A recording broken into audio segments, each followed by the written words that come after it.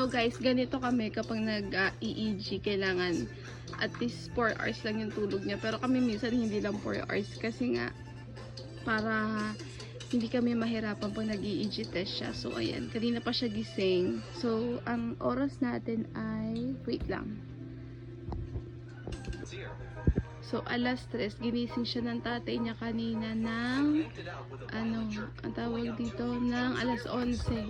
Tapos ngayon ayan, alas 3, nagising pa rin siya.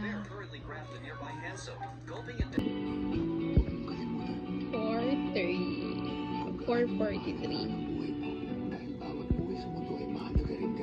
Nagko-computer siya at nanonood ng, ano tatay ito? Ghost Doctor. Ghost Doctor. Lapit na, konti na lang, alis na tayo. Mag-EEG test na tayo. Time check guys is 5:34. So ayun si Madam Hailey. Pakita mo ang artwork mo na. Pakita mo yung kinalaya mo. Ayan, yung kinalaya niya. So ayan pa rin siya. Nag-aantay pa rin kami ng oras. Alas 11 pa lang gising na siya. Nagloloko pa ang computer ng kanyang tatay. Tapos na siyang kumain guys. Inom na siya ng maintenance. Nak, inom ka na.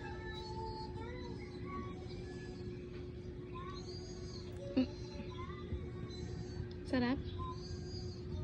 It's magsi-6 na. Diba nagsana. 7:17 na. At kamusta ka naman daw? Patingin daw outfit mo. Yan. EEG life na naman tayo ngayon.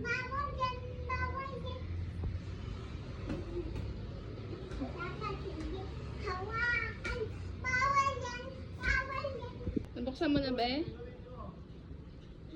Hindi pa.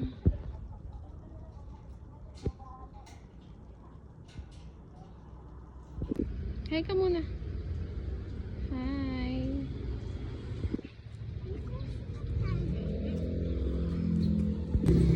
Dali na. Lakad ka doon. Picturean kita. Dito makakit. Hi ka na. Hi ka. Hi. Wow.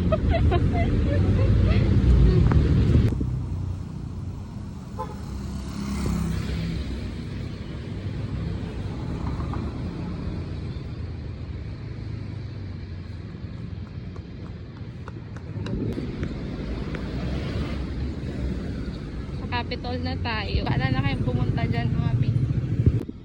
Hi ka. Hi. Wow, gandara. Wait na, naisin ko rin damit ko.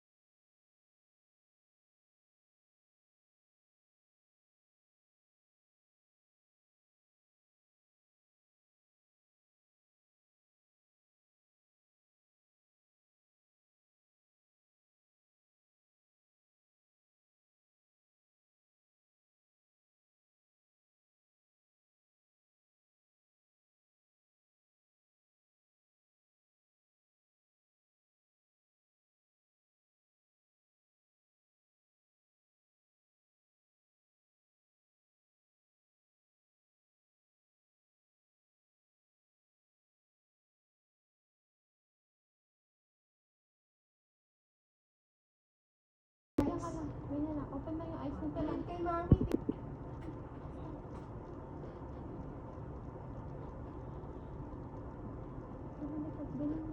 Steady lang po. Steady. Okay, on. Close your eyes. Inhale. And blow. Mami. Ganyan natin kay Doctor. 1, 2, 3, go. Dali. Walang gagalawin. Wala. Hindi ka gagalaw. Huwag masyado magalaw ang ulo. Huwag magalaw. Yung mata mo, ipikit mo lang maayos sa dako.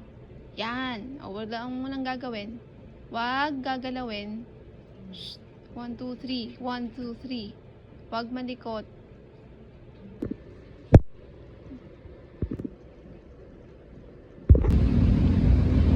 Tapos, doon. Kanya yung capital.